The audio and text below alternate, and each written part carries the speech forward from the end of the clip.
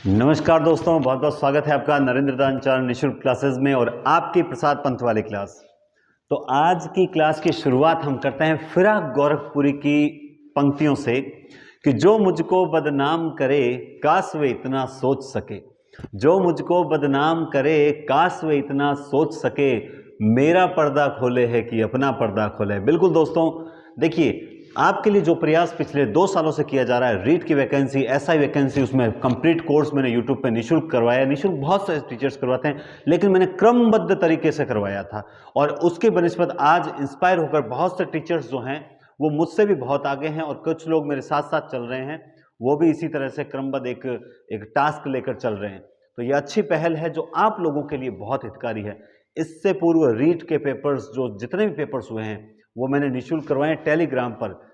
Answer sheet भी बनाई है, उत्तरमाला भी बनाई है, सब कुछ मैंने अकेले ने किया है। तो आप अगर उस चीज को वैल्यू नहीं समझ सकते तो कम से कम बुराई करने का अधिकार तो नहीं है, आप सबको नहीं, जो लोग करते हैं उनकी बात कर रहा हूं, ठीक है। अब आपको जो हिस्ट्री की टेस्ट सीरीज मिल रही है, डिस्क्रिप्शन में लिंक दिया हुआ, वो बिल्कुल निःशुल्क है। सेकंड ग्रेड की 9वीं 10वीं के राजस्थान अध्ययन के 17 टेस्ट मैंने अपलोड किए, बिल्कुल निःशुल्क है और हटाए भी नहीं। बहुत से स्टूडेंट्स ने कहा था कि सर हटाना मत, मैंने नहीं हटाए हैं। अब जो टेस्ट सीरीज हिंदी की अगले वीक स्टार्ट होने वाली है, हिंदी की क्रमबद्ध तरीके से टॉपिक वाइज, उसका एक छोटा सा चार्ज रखा जाएगा। वो इसलिए क्योंकि देखो दोस्तों, टाइप करवाना पड़ता है और क्योंकि हम तो निःशुल्क कर सकते हैं, लेकिन टाइप करने वाले और बाकी जो सामग्री वगैरह संसाधनों की आवश्यकता पड़ती है वो निःशुल्क नहीं मिलते हैं और अपनी जेब से देखो कितने दिन तक कर सकते हैं। तो थोड़ा सा आप पे भी भार ना आए और हम पे भी भार ना आए, काम ऐसा करेंगे तो आपके लिए भी हितकारी हो और हमारे लिए भी हितकारी हो, ठीक है दोस्तों। तो समझें, बढ़िया तरीके से समझाते हैं। देखिए मैंने आपको, हम क्लास में आ जाते हैं, है ना। हम उससे पहले जो क्लास हुई छायावाद की जो क्लास हुई, उसमें जयशंकर प्रसाद को पढ़ा, जयशंकर प्रसाद के नाटक पढ़े, उपन्यास पढ़े हमने, उनके करुणालय गीति नाट्य है कौन सा है, किसने किसको क्या कहा, ये सब कुछ पढ़ा। छोटी छोटी क्लासें थी इससे पूर्व वाली दोनों। पंत की पिछली क्लास थी, उसमें हमने ये जाना कि पंत की छायावादी रचनाएं कौन कौन सी थी, उच्छ्वास, ग्रंथि, वीणा, पल्लव, गुंजन, ठीक है। उनकी प्रगतिवादी रचनाएं कौन सी थी, युगांत, है ना। तो इस प्रकार से अंतिम छायावादी कौन सी थी, प्रथम प्रगतिवादी कौन सी थी, मानवतावाद से प्रभावित रचनाएं कौन सी थी, किस रचना पर उनको साहित्य अकादमी पुरस्कार मिला था, किस रचना पर उनको ज्ञानपीठ मिला था, पंत की कौन सी रचना जो है वो गांधी जी के जीवन से संबंधित हैं, उसमें कितने अध्याय हैं, कितने खंड हैं, उन अध्यायों को किस नाम से पुकारा गया है, हरिवंश राय बच्चन के साथ रहकर उन्होंने कौन सी रचना लिखी थी, सखादी के फूल लिखी थी, वो हम सबको पता है, ठीक है। उनकी किस रचना के अंदर 2 भूमिकाएं हैं, उनकी कौन सी रचना है उसकी भूमिका को छायावाद का मैनिफेस्टो कहा जाता है, तो पल्लव की भूमिका को छायावाद का मैनिफेस्टो कहा जाता है। पंत जो है उन्हें सुकुमार कवि कहा जाता है। पंत ने महादेवी वर्मा को मरुस्थल की मंदाकिनी कहकर पुकारा। ये सारी बातें हमने पिछली क्लास में की थी। क्लास छोटी होती है कई बार मेरी, लेकिन सारगर्भित होती है, एग्जाम की दृष्टि से वेरी वेरी इंपॉर्टेंट होती है। आज की क्लास भी इसी तरह से बहुत बढ़िया क्लास होने वाली है। सबसे पहले हम बात करते हैं, देखिए निराला की, हम बात करेंगे निराला की, और आज हम निराला, महादेवी वर्मा, उदय शंकर भट्ट, यहाँ पे आपको नाम नहीं दिखाई दे रहा होगा क्योंकि थोड़ा लाइट का फोकस ज्यादा पड़ रहा है, और श्याम नारायण पांडे, ये 4 कवि करेंगे। क्योंकि इसके बाद में छायावाद खत्म नहीं होता है, बल्कि इसके बाद में छायावादियों की 3 धाराएं स्टार्ट होती है। कौन कौन सी धाराएं से? एक होती है हालावादी, है ना, एक होती है राष्ट्रीय, माखनलाल चतुर्वेदी, एक व्यक्ति प्रधान, ऐसा है। 3 धाराएं हैं। तो हम कल जो पढ़ेंगे वो हालावादियों को पढ़ेंगे, और कल आपको शानदार शानदार कुछ ऐसे छंद सुनाऊंगा जो मधुशाला के छंद हैं, वो आनंददायक छंद हैं। ऑफलाइन क्लासेस में भी बहुत स्टूडेंट्स उससे प्रभावित हुए थे। अच्छा लगता है, हम हिंदी के हैं तो कविताएं पढ़ना हमारा शौक होता है। कविता दिल की भावना, कविता मीत प्रतीत, कविता सावन की झड़ी, कविता प्रीत संगीत, कविता से समाज में बढ़ती है पहचान, और जो कविता समाज को भा जाए वही कविता महान, है ना। तो अब हम शुरुआत करते हैं निराला की। देखिए सबसे पहले सूर्यकांत त्रिपाठी निराला, रविवार को जन्म होने के कारण इनका नाम कहते हैं सूर्यकांत रखा गया था। निराला का जन्म जो हुआ था 1899 ईस्वी में हुआ था। कब हुआ था? 1899 ईस्वी में हुआ था। कुछ किताबों में 1896 भी मिलेगा, 97 भी मिलेगा, 98 भी मिलेगा, लेकिन रियल 1899 है। इनका महिषादल बंगाल, कहां हुआ था? महिषादल बंगाल में इनका जन्म हुआ था। और 1961 ईस्वी जो है इनका निधन हुआ था, 1961 में इनका हुआ था निधन। देखिए, सबसे पहले हम इनकी रचनाओं को जानते हैं। रचनाएं कैसे याद करनी है, ये रचनाएं जो है वो मैं आपको याद करवाता हूं। उसके बाद मैं आपको एक एक रचना के बारे में बताऊंगा कि कौन सी रचना क्यों इंपॉर्टेंट है ना, किस रचना की क्या खास बात है। सबसे पहले देखिए, अनामिका ने परिमल से कहा, अनामिका ने परिमल से कहा, अरे सुन परिमल, अनामिका ने परिमल से कहा, अरे सुन परिमल, अनामिका ने परिमल से कहा, अरे सुन परिमल, तुझे पता है गीतिका और तुलसीदास की दोस्ती हो गई है। किसकी हो गई है? गीतों की तुलसीदास से दोस्ती हो गई है, गीतिका की तुलसीदास से दोस्ती हो गई है। ये बात अणिमा को बिल्कुल पसंद नहीं आई, ये बात अणिमा को बिल्कुल पसंद नहीं आई, और वो कुकुरमुता की बेल के नए पत्ते तोड़ने लग गई। ये बात अणिमा को बिल्कुल पसंद नहीं आई और वो कुकुरमुता की नए बेल के पत्ते तोड़ने लग गई, कुकुरमुता की बेल के नए पत्ते तोड़ने लग गई। इसे देखकर, अणिमा की ऐसी स्थिति देखकर अर्चना और आराधना जो है वो गीत गाने लगी। गीत किसके गाने लगी? राम की शक्ति पूजा के गीत गाने लगी, राम की शक्ति पूजा के गीत गाने लगी। किसकी याद में गाने लगी? सरोज की याद में, सरोज की स्मृति में वो गीत गाने लगी। ये बात भी जब चतुरी चमार, लेकिन उस सरोज की एक सहेली थी, बड़ी चतुर थी, चतुरी चमार थी। वो इस राग विराग के खेल में नहीं पड़ती थी, बल्कि केवल और केवल गर्म पकौड़ी खाने में ध्यान देती थी। क्योंकि ठंड बहुत ज़्यादा पड़ रही है तो उसे लगा कि फालतू बातों में ध्यान ना दिया जाए, सिर्फ गर्म पकौड़ी का आनंद लिया जाए। तो देखिए, ट्रिक कुछ नहीं होती, लिंक सेट करना होता है। ट्रिक भूल जाते हैं, लिंक सेट किया हुआ कभी नहीं भूल सकते।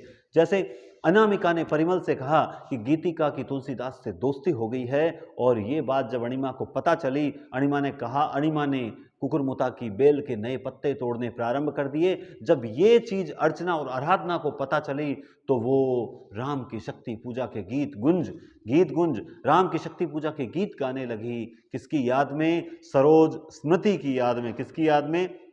सरोज स्मृति की याद में गीत गाने लगी। सरोज स्मृति की एक सहेली थी, बड़ी चतुर थी, राग विराग के चक्कर में नहीं पड़ती थी, गर्म पकौड़ी का आनंद लेती थी। ये लो साहब, 2 सेकंड में सारी रचनाएं याद हो जाती है। कौन कहता है हिंदी साहित्य की रचनाएं याद नहीं होती? बस याद करवाना मुझे आता है, बस कई बार क्या होता है, थोड़ा समय कम मिल पाता है। वरना अगर मुझे ढंग से समय मिले ना तो मैं आपको एक एक चीज रटवा दूं। लोग जिस हिंदी साहित्य को कहते हैं अरे बहुत बड़ी टेढ़ी खीर है, हिंदी साहित्य का इतिहास पढ़ना ऐसे वश की बात नहीं है। मैं आपको कंठस्थ करवाने की योग्यता रखता हूं, तो आप निश्चिंत रहें। मेरी क्लासेस कई बार बंक हो जाती है, लेकिन जब भी क्लास आएगी तो जबरदस्त क्लास आएगी और आपको हाथों हाथ याद हो जाएगी। अनामिका ने परिमल से कहा कि गीतिका की तुलसीदास से दोस्ती हो गई। जब ये बात अणिमा को पता चली तो कुकुरमुता की बेल के नए पत्ते तोड़ने लगी। अर्चना और आराधना राम की शक्ति पूजा के गीत गाने लगी, सरोज की स्मृति में गाने लगी। चतुरी चमार गर्म पकौड़ी खाने के आनंद ले रही थी, राग विराग के चक्कर में नहीं पड़ रही थी। तो मेरे ख्याल से आपको अगर मजा आ गया हो तो एक बढ़िया सा कमेंट जरूर शो कर देना। सर ऐसा तो मैं कमेंट करता नहीं, लेकिन आज मुझे कमेंट करने की आवश्यकता पड़ गई। ऐसा कुछ कमेंट आए तब तो मजा आए कि चलिए वास्तव में आपको क्लास का बड़ा आनंद आया है ना। तो अब हम ये तो हमने रचनाएं याद की, चलो रचनाओं के बारे में थोड़ा सा बाद में जानते हैं। पहले कुछ 2-3 चीजें और पढ़ते हैं। निराला की जो सर्वप्रथम कविता है उसका नाम है जूही की कली। मेरे ख्याल से कल वाली क्लास में कहीं गलती से मैंने ऐसा तो नहीं कर दिया, कई बार क्या ध्यान कहीं और चला जाता है। कई बार कल शायद मैंने सुमित्रा नंदन पंत की पहली, मैं देखूंगा दोबारा वीडियो, आप भी देख लेना और आप कमेंट करके बता देना ना, मुझे इतना टाइम नहीं मिलेगा। तो गिरजे का घंटा ही बताई थी शायद मैंने, कहीं मुझे ऐसा आज आभास हुआ दिन में कि कहीं मैंने गलती से आपको पंत की जूही की कली तो नहीं बता दी है। तो पंत की तो गिरजे का घंटा है, और सर्वप्रथम जूही की कली जो लिखी थी निराला ने लिखी थी। इस जूही की कली में एक खास बात यह देखने को मिलती है कि ये मतलब प्रकृति के माध्यम से मानवीय वासनाओं का बहुत ही प्रभाव उत्पन्न करने वाला वर्णन किया गया है। जब इस जूही की कली रचना को सरस्वती पत्रिका में छपने के लिए निराला ने भेजा तो महावीर प्रसाद द्विवेदी जी ने कहा हम ऐसी कविताओं को सरस्वती पत्रिका में जगह नहीं देंगे, क्योंकि कहीं ना कहीं उन्हें इस कविता में क्या नजर आने लगी, अश्लीलता नजर आने लगी। जबकि ऐसा कुछ नहीं था, क्योंकि इसमें प्रेम था और लेकिन मानवीय वासनाओं की थोड़ी अभिव्यक्ति थी, इस कारण से उन्होंने इस कविता को छापने से इनकार कर दिया था, है ना। जूही की कली। उसके बाद है देखो, इस क्या निराला जी को महाप्राण निराला भी कहा जाता है। क्या कहा जाता है? महाप्राण निराला भी कहा जाता है। गंगा प्रसाद पांडे, महाप्राण निराला किसने कहा है? गंगा प्रसाद पांडे। गंगा प्रसाद पांडे ने इनको क्या कहा है? महाप्राण निराला कहकर पुकारा है। इसके अलावा इनको छायावाद, प्रगतिवाद और प्रयोगवाद, तीनों का पथ प्रदर्शक कहा जाता है। ये छायावाद के पथ प्रदर्शक थे, प्रगतिवाद के प्रयोग, ध्यान रखना प्रवर्तक नहीं है, पथ प्रदर्शक हैं, है ना, पथ प्रदर्शक हैं, ध्यान रखना। जैसे मान लो आ जाए कि प्रगतिवाद का प्रवर्तक कौन है, तो प्रगतिवाद का प्रवर्तक सुमित्रानंद पंत को माना जाता है। पथ प्रदर्शक अलग है, प्रवर्तक अलग है। इन्हें ओज एवं औदात्य का कवि भी कहा जाता है। क्या कहा जाता है? ओज एवं औदात्य का कवि भी कहा जाता है। किसको कहा जाता है? ओज एवं औदात्य का कवि कहा जाता है सूर्यकांत त्रिपाठी निराला को, ओज एवं औदात्य का कवि। ये कुछ छोटी छोटी बातें हैं जो आपको ध्यान रखने लायक बातें हैं। उसके बाद में ओज एवं औदात्य का ये भी बता देते हैं, रामविलास शर्मा ने कहा था, ये भी बता देते हैं ताकि आपको कोई दिक्कत भी नहीं आए, है ना। यही लिख देता हूं, इससे बढ़िया क्लास। हाँ जी, तो क्या कह रहा था मैं? ओज एवं रामविलास शर्मा, ओज एवं औदात्य का कवि अगर पूछा जाए कौन कहता है, तो रामविलास शर्मा जो है वो ओज एवं औदात्य का कवि कहते हैं। इन्होंने 2 पत्रों का संपादन किया था, मतवाला और समन्वय पत्र। ये 2 पत्र थे, मतवाला और समन्वय। ये दोनों पत्रों का भी आप विशेष ध्यान रखें। अब जब हम बात करेंगे कि इनकी रचनाओं की खास बातें, और रचनाओं में विशेष आती भी है, रचनाओं में विशेष आती भी है कि भाई कौन सी रचना की क्या खास बात है। अब जैसे मान लो मैं आपको बताऊं, सबसे पहले इसकी सरोज स्मृति की बात कहूं तो आपको पता है ये संसार का सबसे बड़ा शोक गीत है, सबसे बड़ा शोक गीत है, शोक गीत है ना। संसार का सबसे बड़ा क्या है? शोक गीत है। अब खास बात है, संसार का सबसे बड़ा शोक गीत है, बिल्कुल शोक गीत ही कह सकते हैं, संसार का सबसे बड़ा शोक गीत। और आपको पता है कि मिट्टी की बारात दूसरा सबसे बड़ा शोक गीत कहा जाता है, नहीं कहा जाता है क्या? मिट्टी की बारात कहा जाता है। तो सरोज स्मृति संसार का सर्वाधिक प्रसिद्ध शोक गीत कहा जाता है, या सबसे बड़ा नहीं कहूं तो मैं प्रसिद्ध कह सकता हूं, एक ही बात है, ठीक है। अब रही बात जैसे राम की शक्ति पूजा, राम की शक्ति पूजा के बारे में आपको बताऊं तो इसमें निराला ने क्या किया है, मैंने कल भी चर्चा की थी। निराला ने राम के माध्यम से क्या किया है? अपने मन की पीड़ाओं को व्यक्त करने का प्रयास किया है। राम की शक्ति पूजा में उन्होंने अपने मन की पीड़ाओं को व्यक्त करने का प्रयास किया है, ठीक है। अब जैसे अनामिका और गीतगुंज की बात कर लूं मैं, किसकी? अनामिका और गीतगुंज की, अनामिका और गीतगुंज की। तो इन दोनों रचनाओं में 2-2 संस्करण हैं, इसके भी 2 संस्करण हैं और इस गीतगुंज के भी 2 संस्करण हैं। तो इस कारण से ये बहुत प्रसिद्ध अपने आप में कि निम्न में से किस रचना के 2 संस्करण देखने को मिलते हैं, तो इनके हैं, ठीक है। और अनामिका और परिमल में, अब जैसे मान लो इन दोनों की बात करूं तो इन दोनों रचनाओं में, अनामिका और परिमल में प्रकृति प्रेम है। क्या है? इन दोनों रचनाओं में प्रकृति प्रेम देखने को मिलता है। अनामिका और परिमल में अगर हम देखें तो अनामिका और परिमल में आपको क्या देखने को मिलेगा?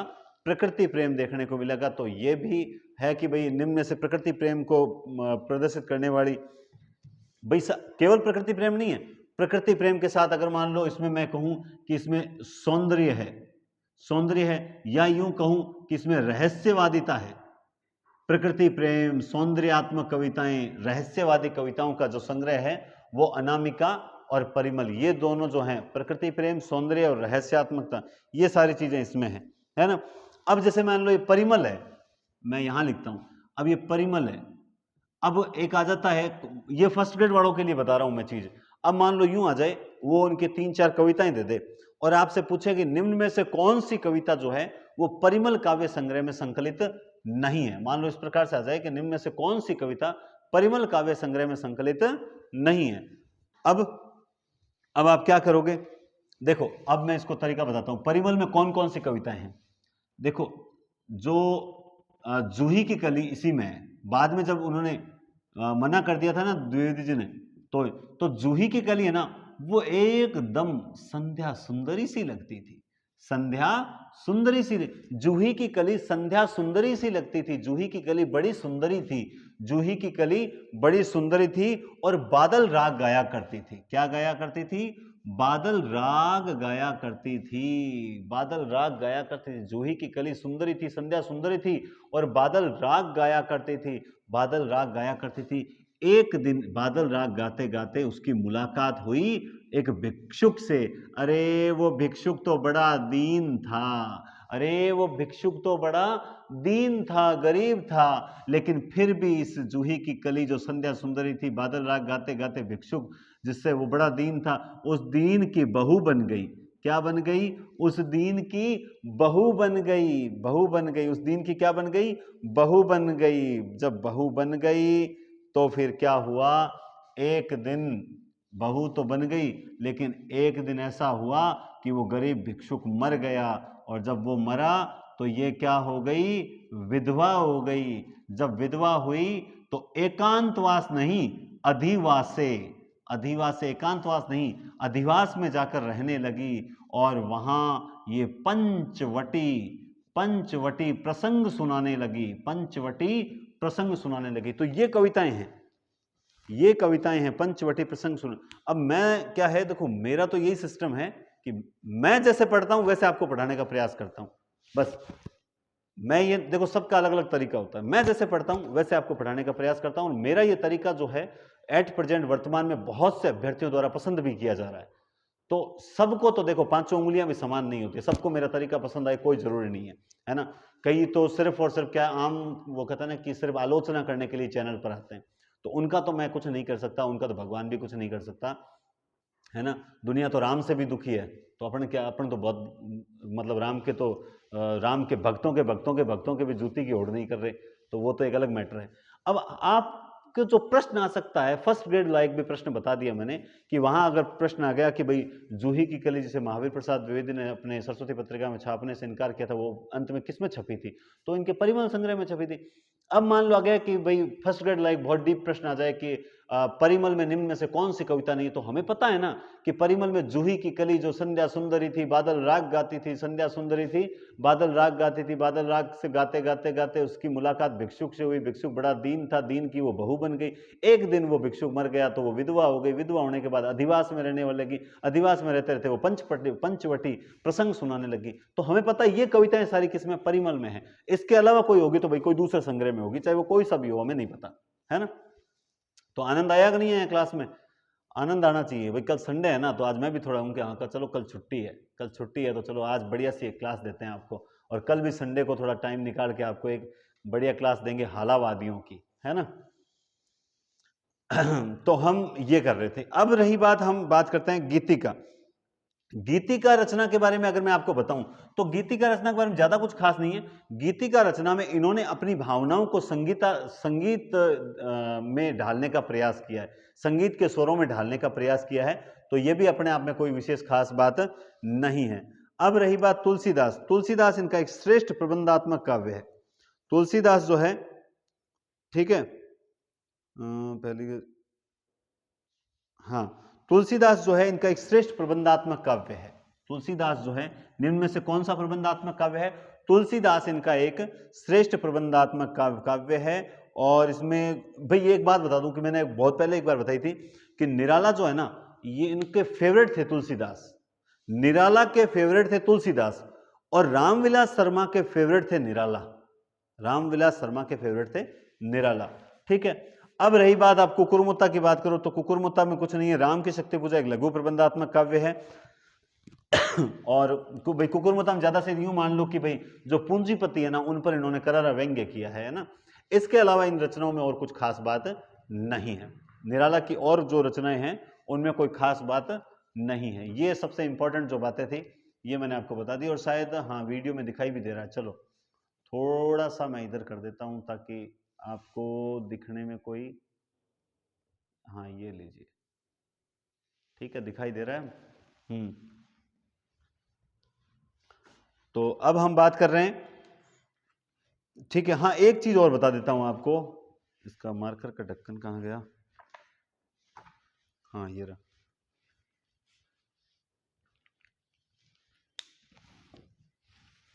हाँ, ये जो अणिमा है इसके बारे में एक और बता देता हूं। अणिमा रचना में 3 प्रकार के गीत हैं। अणिमा रचना में 3 प्रकार के गीत हैं। पहला है भक्ति प्रधान, दूसरा है विषाद मूलक, भक्ति प्रधान है, इसमें विषाद मूलक है, और तीसरा विचार परक।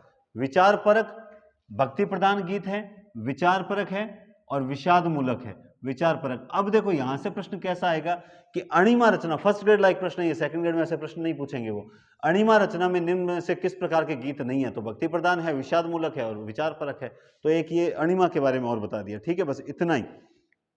इसके बाद हम इसके अलावा ये नहीं जानने की कोशिश करेंगे कि भाई छायावाद को किसने प्रवर्तक मानना, निराला को किसने प्रवर्तक मानने का प्रयास किया, उसने खुद नहीं मानने का प्रयास किया है, ठीक है। छायावाद का इन्हें महेश कहा जाता है, ठीक है, या फिर इन्होंने रबर और केंचुआ छंद दिया था, है ना, रबर या केंचुआ छंद दिया था।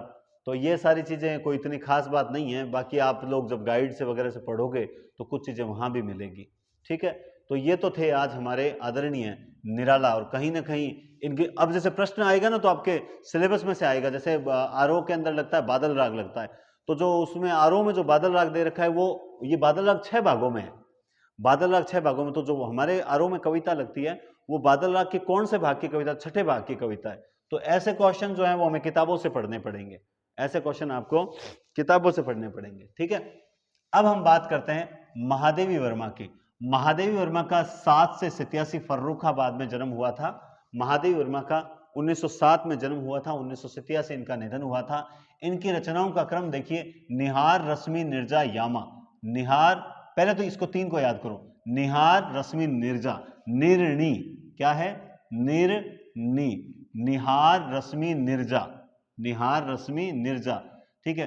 निहार मजा, आप इसको यूं भी याद रख सकते हो, रमजा। महादेवी तू तो रमजा, रमजा मतलब निहार, रश्मि और निर्जा, है ना, तो रमजा। तो ये भी निर्जा, रमजा, निर्जा, रमजा, लास्ट निर्जा है, रमजा। रमजा कहोगे तो इनका क्रम याद रहेगा। कई बार गलती से क्या करते हैं, निर्जा को पहले ले आते हैं, निहार को बाद में ले आते हैं, तो ये क्रम है। फिर आती है उनकी यामा। यामा जो 1940 की कृति है, आप सबको पता है 1982 में इस रचना पर इनको क्या मिला था? ज्ञानपीठ पुरस्कार मिला था। कौन सा पुरस्कार मिला था? ज्ञानपीठ पुरस्कार मिला था। किस पर मिला था? यामा पर मिला था, है ना। निर्जा क्यों खास है? देखो, निर्जा रचना इसलिए खास है, निर्जा रचना इसलिए खास है दोस्तों कि इस रचना पर इनको शेक्सपियर पुरस्कार मिला था। क्या मिला था? शेक्सपियर। आपको एक खास बात बता दूं, ईमानदारी से आप लोग बताओगे। ईमानदारी का मतलब होता है ईश्वर, माता पिता, नाना दादा दादी, रीति रिवाज, है ना। मजा आ रहा होगा क्लास में आज। ईमानदारी से आप बताओगे क्लास में, कोई बात नहीं, आप में से विद्वान स्टूडेंट भी बैठे हैं यहाँ पर, और मेरे साथीगण भी कई वीडियोस देख रहे हैं ऑफलाइन वाले। आप में से ऑफलाइन स्टूडेंट्स के अलावा, जो मेरे ऑफलाइन स्टूडेंट्स और ऑनलाइन स्टूडेंट्स है जो ऐप पर, उनके अलावा आप में से कितनों को यह बात पता है कि शेक्सपियर जो पुरस्कार है वो केवल महिला लेखिकाओं को दिया जाता है? ये बिल्कुल, जो शेक्सपियर पुरस्कार पढ़ते हैं ना कि शेक्सपियर निर्जा पर मिला था, या ये केवल और केवल महिला लेखिकाओं को दिए जाते हैं, ये कभी पुरुष को नहीं दिए जाते। जो पुरुष लेखक हैं उनको नहीं दिया जाता, केवल और केवल किसको दिया जाता है? महिलाओं को। और जो संस्था, जो हिंदी साहित्य जो सम्मेलन वाली संस्था है, जो संस्था शेक्सपियर पुरस्कार देती है, वही संस्था जो महिलाओं को शेक्सपियर देती है, वही संस्था, अब आप कहोगे सर ये वही संस्था का नाम तो बताओ, वो इसलिए नहीं बता रहा क्योंकि अभी हमारा एक टॉपिक आएगा, हिंदी भाषा का उद्भव है, विकास, संवैधानिक, राजभाषा, उसमें मैं आपको बहुत बेस्ट चीजें बताऊंगा। जो संस्था महिलाओं को शेक्सपियर पुरस्कार देती है, वही संस्था पुरुषों को मंगला प्रसाद, जो मंगला प्रसाद पारितोषिक है, मंगला प्रसाद पारितोषिक है, वो पुरुषों को देती है। यानी ये वो एक संस्था है। कौन सी संस्था है? ऐसी संस्था है जिसके लास्ट में सम्मेलन लगता है, ऐसी संस्था है जिसके लास्ट में सम्मेलन लगता है। ये संस्था है, ये पुरुषों को तो देती है मंगला प्रसाद पारितोषिक, और शेक्सपियर देती है महिलाओं को। तो ये बात कितनों को पता थी कि शेक्सपियर केवल महिला लेखिकाओं को दिया जाता है? ईमानदारी से बताना जरूर, यस नो करने में कोई दिक्कत नहीं है, यस नो करोगे उससे समझ जाऊंगा मैं, है ना। आज आप जितने स्टूडेंट्स वीडियोस देखो ईमानदारी से, और ये बात, ये वीडियो का भी मध्य चल रहा है, तो इससे पता लगेगा कि वास्तव में वीडियो कंप्लीट कौन देखते हैं, कौन फॉरवर्ड करके देखते हैं, कौन केवल आके चले जाते हैं, टाइम पास करने के लिए आते हैं, है ना। तो मंगला प्रसाद पारितोषिक दिया गया, ठीक है। तो इसके अलावा देखो इनका क्रम निहार, रश्मि, निर्जा, यामा, सांध्यकी, दीपशिखा और सप्तवर्णा, ये भी सारे इनके जो हैं रचनाएं हैं, ठीक है। ये इंपॉर्टेंट जो यही है। बाकी अब जब हम रेखा चित्र करेंगे, संस्मरण करेंगे, तो हम पढ़ेंगे भी मेरा परिवार में क्या है, ठीक है, और अतीत के चलचित्र में क्या है, स्मृति की रेखाएं में क्या है, वो सारा हम वो उस वक्त पढ़ेंगे। इन्होंने एक चांद पत्रिका का संपादन भी किया था। कौन सा किया था भाई? चांद पत्रिका का संपादन किया था। इन्होंने साहित्यकारों की सहायतार्थ साहित्यकार संसद रूपी ट्रस्ट की भी स्थापना की थी। साहित्यकार संसद रूपी ट्रस्ट की भी स्थापना की थी। इन्हें वेदना की कवियत्री कहा जाता है और आधुनिक युग की मीरा है। मैं नीर भरी दुख की बदली, ये आधुनिक युग की क्या है? मीरा है। मैं नीर भरी दुख की, कीर का प्रिय आज पिंजर खोल दो, कीर का प्रिय आज पिंजर खोल दो, हो उठी है चंचू छूकर तिलियों भी, हो उठी है चंचू छूकर तिलियां भी वेणु सस्वर। तो ये है ना, कीर का भी आज प्रिय पिंजर खोल दो, तो ये निश्चित रूप से आधुनिक युग की मीरा है, वेदना की कवियत्री है। छायावादी कवियों में महादेवी वर्मा रहस्यवाद के भीतर ही रही है। छायावादी कवियों में महादेवी वर्मा रहस्यवाद में डूबी हुई रही है, रहस्यवाद से बाहर नहीं आई है। हमारे पंत निराला तो क्या है, बाद में प्रगतिवादी बन जाते हैं। हाँ, इनकी कविताओं में तो प्रगतिवाद दिखाई देने लग जाता है, लेकिन महादेवी वर्मा जो है ये बिल्कुल भी रहस्यवाद से बाहर नहीं आए हैं, ठीक है ना। जैसे बिल्कुल निराला जो है ना, निराला का जो परिमल है, कहते हैं कि परिमल में आप देखो, ये बादल राग किसमें?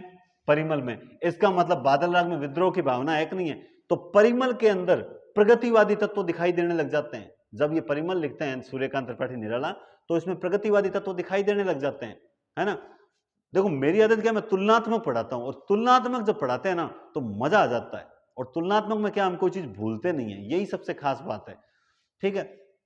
तो ये छायावादी कवियों में महादेवी रहस्यवाद के भीतर ही रही है, रहस्यवाद से बाहर नहीं आई।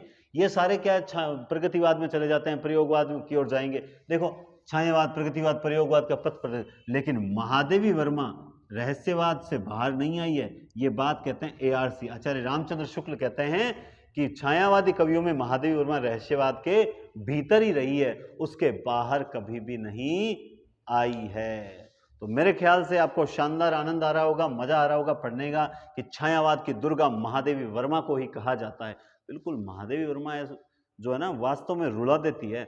मैं 2012 में जो MA के अंदर हिंदी में मेरी फर्स्ट रैंक थी, तो फर्स्ट रैंक देखो कोई ज़्यादा बड़ी बात नहीं है, लेकिन ये बड़ी बात है कि मेरे ध्यान में जो बात है कि मुझे इस बार टॉप करना है, और तो मैंने क्या वनविकों से नहीं पढ़ाई की। सबसे खास बात यही थी, क्या नहीं की, वनविकों से पढ़ाई नहीं की। तो मैंने क्या, महादेवी वर्मा लगते सिलेबस में थे, महादेवी वर्मा, जयशंकर प्रसाद, प्रेमचंद वगैरह, तो मैं इनकी किताबें लेके आया, किताबें लेकर आया और पासबुकें लेके आया, आदर्श की पासबुकें आती थी।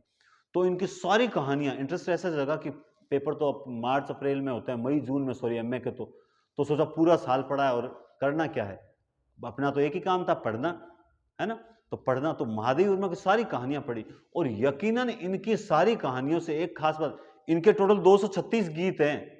महादेवी वर्मा ने टोटल 236 गीत लिख रखे हैं, 2 3 6 236 गीत लिख रखे हैं।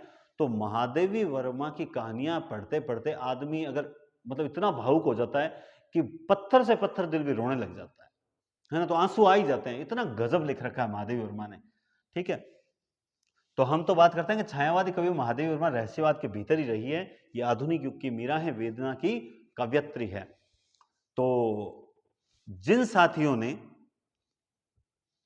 टेलीग्राम ज्वाइन नहीं किया है, डिस्क्रिप्शन में लिंक दिया, और टेलीग्राम जरूर ज्वाइन कर लें, ताकि वहां एक तो आपको सूचनाएं मिल जाएगी, और सूचनार्थ के लिए आप जरूर ज्वाइन करें।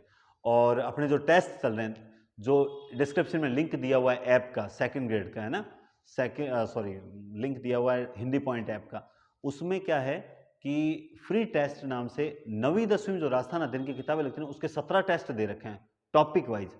तो आप क्या है, टेलीग्राम चैनल ज्वाइन करके वो ऐप डाउनलोड करें, और टेस्ट अगर नहीं दिए हैं, वो हिंदी वाले राजस्थान GK वाले टेस्ट देवें, और हिस्ट्री के 1st ग्रेड की जो तैयारी कर रहे हैं वो हिस्ट्री, प्रथम पेपर हिस्ट्री के जो 15 क्वेश्चन है उसके टेस्ट भी एक दिन छोड़ के एक दिन अपलोड होंगे। आज नहीं होगा, अब कल टेस्ट अपलोड होगा, तो वो टेस्ट भी आप जरूर दें।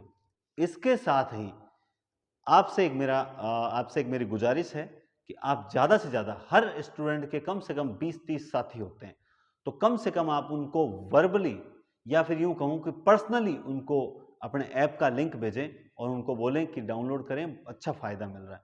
ये ऐप जो है, मैं चाहता हूं कि कम से कम 10,000 स्टूडेंट्स तक ये पहुंचना चाहिए।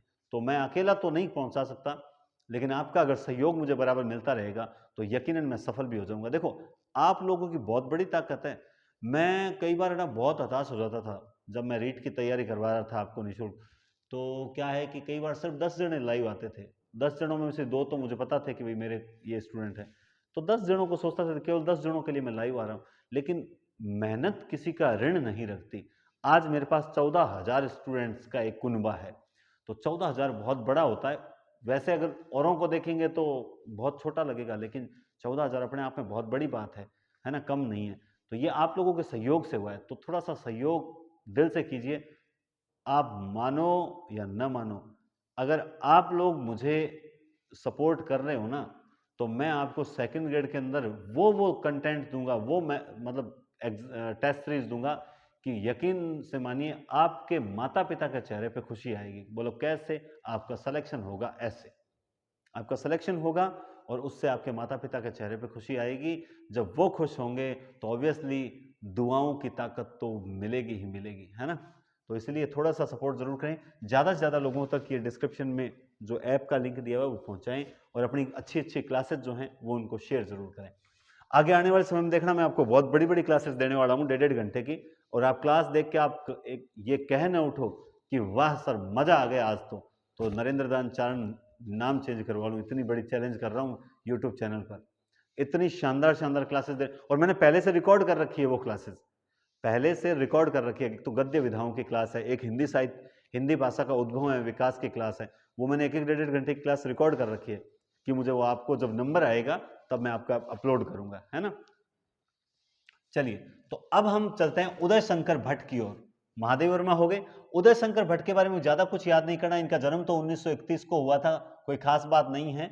इनकी 4 रचनाएं बहुत इंपॉर्टेंट है, राका, विसर्जन, मानसी, क्योंकि मानसी रामनरेश त्रिपाठी की भी रचना है, इसलिए ध्यान रखना अगर ऑप्शन में रामनरेश त्रिपाठी वगैरह नहीं हो तो इसका मतलब ये उदय शंकर भट्ट की रचना है। राका, विसर्जन, मानसी और अमृत और विष, चारों इंपॉर्टेंट। रात को मानसी का विसर्जन किया, रात को विसर्जन किया मानसी ने, या यूं करें रात को राका, रात को विसर्जन किया मानसी ने। किसका विसर्जन किया? अमृत और विष का विसर्जन किया। रात को विसर्जन किया किसने? मानसी ने। किसका विसर्जन किया? अमृत और विष का। तो एक तो ये हो गई। इसके बाद हम लास्ट जो छायावादी कवि है, आगे छायावाद अभी तक चलेगा, हालावाद आएगा। कल मैं आपको यह भी बताऊंगा कि हालावाद को हालावाद क्यों कहते हैं, हालावादी कवियों की खास विशेषताएं क्या है, ये हालावाद कब, इस हालावाद का उदय किन परिस्थितियों में होता है, ये हालावाद कब उदय होता है और इसके उदय के लक्षण कैसे पता चलता है, सारी चीजें बताऊंगा। तो श्याम नारायण पांडे जो एक ऐतिहासिक कथाकार कहे जा सकते हैं, काव्य कविताएं लिखने वाले हैं, इन्होंने लिखी थी हल्दी घाटी में जौहर किया था। किसने किया था? माधव ने। हल्दी घाटी में जौहर किया था माधव ने। ये बात परशुराम को पता चली तो परशुराम ने बाली का वध कर दिया, और ये परशुराम और बाली जो थे ये दोनों त्रेता के 2 वीर थे। परशुराम और बाली त्रेता के 2 वीर थे, इसी कारण से इन दोनों को एक साथ तुमुर नाम से भी जाना जाता है। बिल्कुल, त्रेता के 2 वीर जो रचना है उसको तुमुर नाम से भी जाना जाता है। श्याम नारायण पांडे की रचना है हल्दी घाटी जौहर, हल्दी घाटी में जौहर किया, हल्दी घाटी जौहर, माधव, माधव, परशुराम, बालीवध और त्रेता के 2 वीर, ये श्याम नारायण पांडे की बहुत ही प्रसिद्ध रचनाएं हैं जिनके बारे में आपको पता होना चाहिए, जिनके बारे में आपको क्या है, पता होना चाहिए। जैसे मान लो एक प्रश्न और बताता हूं, आज की क्लास का लास्ट शानदार प्रश्न आपसे अगर यूं पूछ लिया जाए कि निराला की किस रचना में व्यंग्य प्रधान कविताएं हैं, मतलब निराला ने किस काव्य संग्रह में व्यंग्य प्रधान कविताएं लिखी है, तो देखिए जो नए पत्ते लिखा हुआ है, इस नए पत्ते में 7 व्यंग्य प्रधान कविताएं हैं। क्या है? 7 व्यंग्य प्रधान कविताएं जो लिखी है, मतलब इन नए पत्ते में जो कविताएं हैं उनमें व्यंग्यात्मक शैली है। कौन सी शैली है? व्यंग्य प्रधान कविताएं। तो देखिए आज का भी एक फिर अच्छा प्रश्न बता दिया। जितना पढ़ो उतना कम है, आनंद के साथ पढ़ते। जैसे जैसे सर्दी कम होती जाएगी वैसे वैसे क्लासेस में आनंद आता जाएगा, क्योंकि मैं भी बहुत बेस्ट कंटेंट के साथ क्लासेस उपलब्ध करवाता जाऊंगा। तो ज़्यादा से ज़्यादा साथियों तक अपना ऐप पहुंचाएं, ये सहयोग करते रहें। कल मिलते हैं हालावाद के साथ। तो बहुत बहुत धन्यवाद। जैसा कि मैंने वादा किया था, आज की क्लास आपको बेस्ट दूंगा। कैसी लगी आज की क्लास कमेंट बॉक्स में जरूर बताएं। बहुत बहुत धन्यवाद। शुभ रात्रि।